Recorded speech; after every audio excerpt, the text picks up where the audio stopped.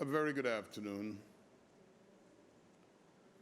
I would like to bring to the public's attention a matter that requires clarification and to ensure that the truth is put on the table so that the Guyanese people will be able to decide. Sometime during last week, our online media house broke a story that said that Ms. Amanza Walton Desir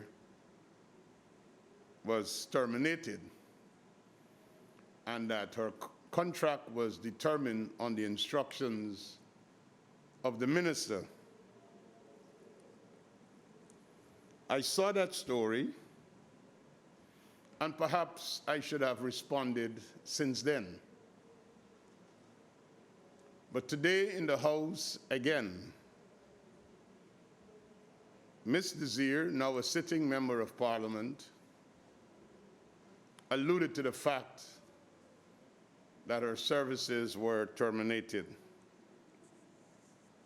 Since seeing that online story, I requested the file from the Director General of the Guyana Civil and Aviation Authority, so as the minister responsible for that section or that department, I would have been able to read and inform myself of Ms. Desir's engagement and what are the concerns that are there. The first thing I want to establish this afternoon,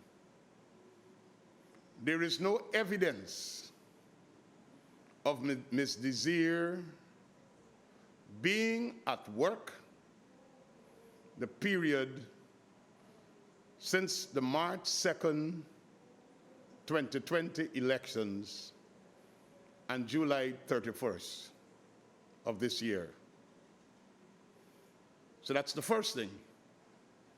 To be off a job for months without leave being approved in itself is voluntary termination. Secondly, Ms. Desir, even if she wants to make the argument that she was at work, she was materially and physically involved here at the International Conference Center throughout the entire period of the recount. And I've asked the Director General for the Human Resource Manager to inform me how it was possible for Ms. Desir to not be at work, not on any approved leave, and still being paid a salary. And since we're at the point of salary, may I make public what was the employment package that Ms. Desir enjoyed at the Guyana Civil Aviation Authority. She earned a gross salary of $1.223 million monthly, plus a travel allowance of $20,000. She's employed as a lawyer. But even though she's employed as a lawyer, she still receives a technical allowance of an additional $50,000. And then, added to that, there is another allowance which is the equivalent of a salary that is in excess of what some public servants receive, of $172,538 as the project coordinator of the Civil Aviation Master Plan. She receives annually a 1-month equivalent for her leave passage and gratuity of 22.5% every 6 months. Going through Ms. Desir's file, you will discover that her tenure at the GCAA could be described as anything else except being productive and contributing to the success of this agency. Her employment at this agency was about money. The letters in her file and the exchange of letters has always been about her emoluments, terms and conditions of engagement, disagreement about whether she should be paid midpoint or maximum of the scale. And then when you go to the other section of her file, there are always issues about her absence from work, tardiness as it relates to her functions, not providing reports, going on overseas travels and not providing any reports on her return from those travels, and of course, the litany of year after year is going on leave without permission, being absent from work without permission, and the list goes on. It would, however, appear that Ms. Desir believes that she's a sacred cow, because even when the board made certain decisions, she wrote to the president at that time, Mr. David Granger, for his intervention so that she can have her own way as it relates to her being a staff member at the GCAA. A reading of her file will indicate that her performance was less than suboptimal. The value she brought to the GCAA is still one that needs to be quantified. The GCAA is still yet to produce work to show and to substantiate the benefits it garnered from this excessive remuneration package of someone whose only interest was about their emoluments and did not produce, didn't go to work, did not write reports, did not comply with rules and regulations that were required. Now, a reading of her file, and I have copies of a brief of which I will leave with you so that you can disseminate as you seem please, would highlight three things that I want the public to note. There was a pattern of non-compliance with internal GCAA policies and procedures, and this is clearly defined by exchange of correspondence between Ms. Desir and the authority.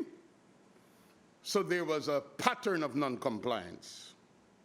Secondly, although as a semi-autonomous body, GCAA holds the liberty to issue contracts of employment of a subjective duration, the standard tenure for all persons getting contracts were 3 years. Ms. Desir's contract of employment was increased from 3 years to 5 years, as indicated in an exchange of letters. And there was no reason or justification or board decision to create this or to establish this. The GCAA itself might wish to explain to the public why Ms. Desir's contract was increased from 3 years to 5 years. And the third issue, the matter of the secondment to the ICAO, we call it, as is chronicled in her file, highlighted circumventing of the process.